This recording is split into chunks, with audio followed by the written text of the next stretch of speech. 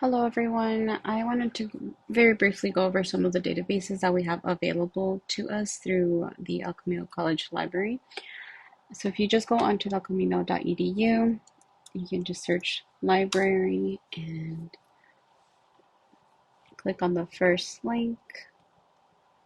And here we are on the El Camino College Library page. You'll click databases, and we have 120 databases that are available to us. My suggestion is to narrow it down. Go to all subjects, click English and Lit, and these are going to be the ones that you will most likely have the best chances of finding something that you're able to use. Just a quick reminder, for your annotated bibliography, you need 3 peer-reviewed academic journals. For your essay 3, you need 2 plus a book length work, which, as I mentioned earlier, you could use an ebook. That's totally fine. So for that, you would probably search EBSCO ebook collections. But let's talk a little bit about some of the databases that we have available to us. I always like to start with EBSCOhost. It's going to be the one that you have the most luck with, depending on your topic, obviously. So here it is. You can click, say, search. Maybe you're doing your research paper on the civil rights movement. Hit civil rights movement, just kind of start. So here we have 13,644 search results. It's a lot.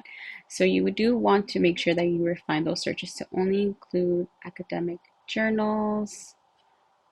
And now we narrowed it down to 5,756. More. See.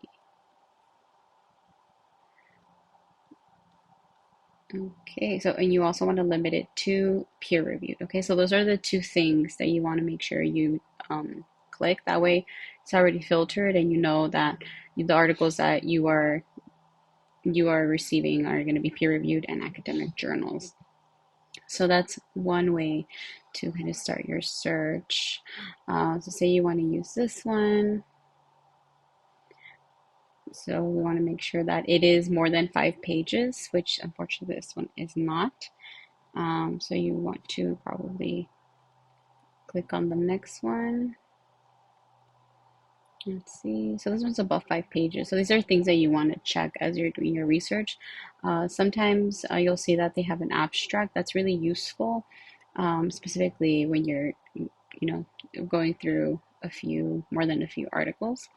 And just a very quick tip for your annotated bib, and also your essay 3, you can use cite and it will automatically cite your source. You want to scroll down and use MLA.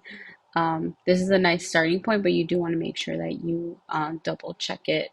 Make sure that there's no issues with the citation. Sometimes it'll have issues with capitalization or things that shouldn't be in italics that should be.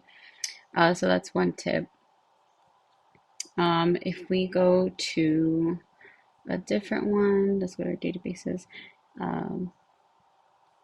Gale is another really good one. It's right here.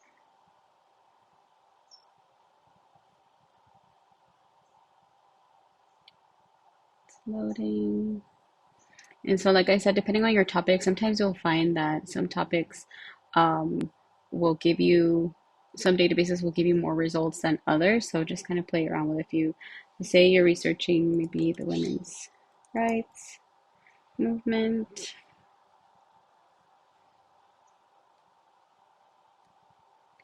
Okay, so we don't have many. Let's see, only 87 results. And you also want to make sure that the sources that you are using are relevant, meaning no more than 20 years old. Obviously, if you are, say, writing something about technology or social media, your research should be more relevant and a little bit more contemporary. So do make sure that you check those dates. All right. But that is a very brief, quick overview, just kind of explaining how to use the databases. Let me look at the ebook collection because you do, as I mentioned, need a full length book work. Say civil rights. Seems like we had luck with that. Civil rights movement. Okay, so it looks like we have more than a few. So you get the full PDF text.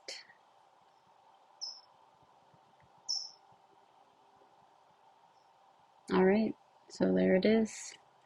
A full book length work, and do make sure ebooks are cited differently than regular books, so just make sure you do review that.